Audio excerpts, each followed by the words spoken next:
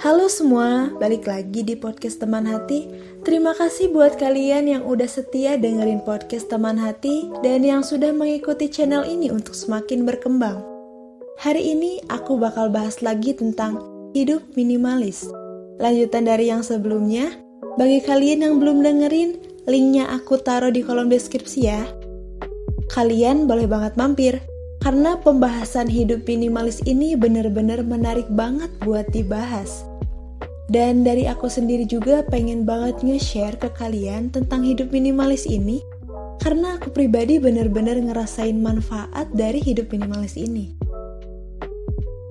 Tapi sebelumnya semoga kalian dalam keadaan yang sehat selalu ya, dan dijauhkan dari mara bahaya, serta dilindungi oleh Sang Maha Pencipta. Oke, kalau gitu langsung aja kita mulai. Jadi kalau di pembahasan yang sebelumnya, kita cuma bahas-bahas dasar pemikirannya aja, yang mana mindset kita terhadap hidup minimalis ini tuh penting banget untuk kelanjutan ke depannya nanti. Nah, kira-kira kalau kamu udah paham tentang konsep ini, ya selanjutnya adalah actionnya. Nah, gimana caranya? Salah satu metode yang bisa kita gunain adalah metode streamline. Metode streamline ini aku dapetin dari sebuah buku karya Francine Jay tentang seni hidup minimalis. Dan juga karena pembahasan dari streamline ini kalau dijelaskan satu-satu pastinya bakal jadi pembahasan yang cukup panjang ya.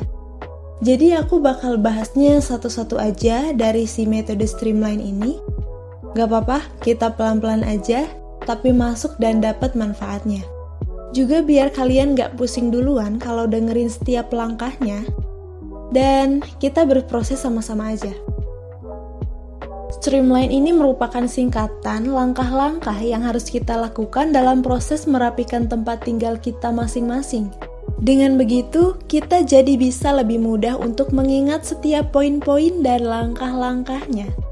Nah, karena streamline ini tuh adalah singkatan, berarti singkatan dari huruf pertama, yaitu huruf S, adalah start over, atau mulai dari awal. Nah, tahap ini tuh sebenarnya susah-susah gampang, karena biasanya untuk memulai sesuatu tuh rasanya susah gitu ya. Apalagi ngeliat sekeliling rumah ada meja, lemari, meja lagi, dan barang-barang lainnya yang gak enak buat dilihat dan kurang pas, dan kurang cocok gitu ditempatin di suatu ruangan. Nah, tapi mulai aja dulu.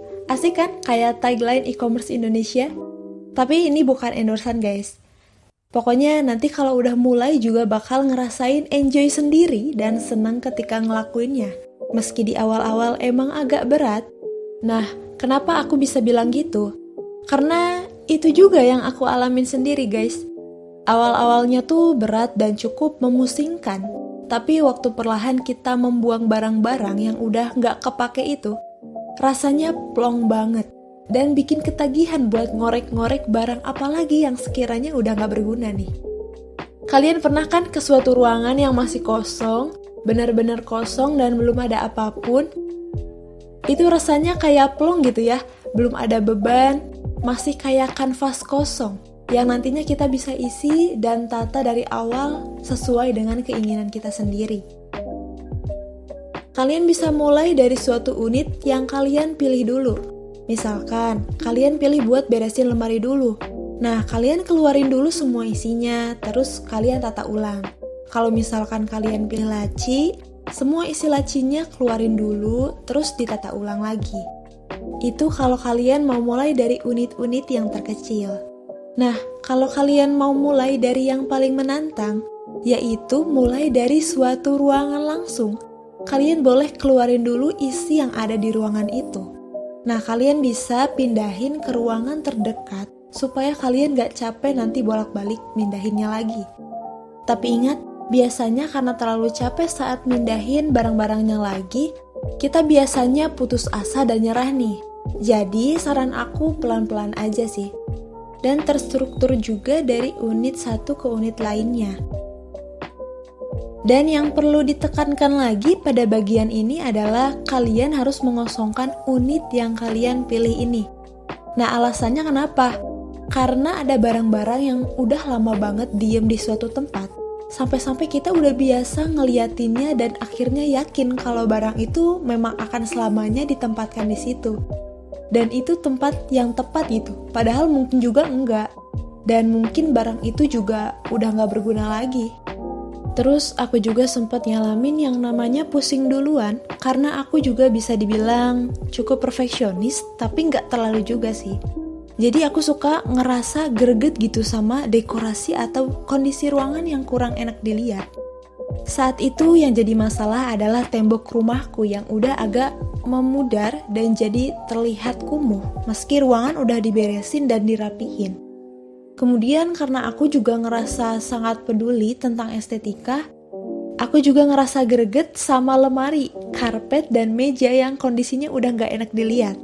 Mungkin ini akibat dari masa ketika bocilku dulu yang suka nempel-nempelin stiker di lemari, di meja, di pintu, dan lain-lain.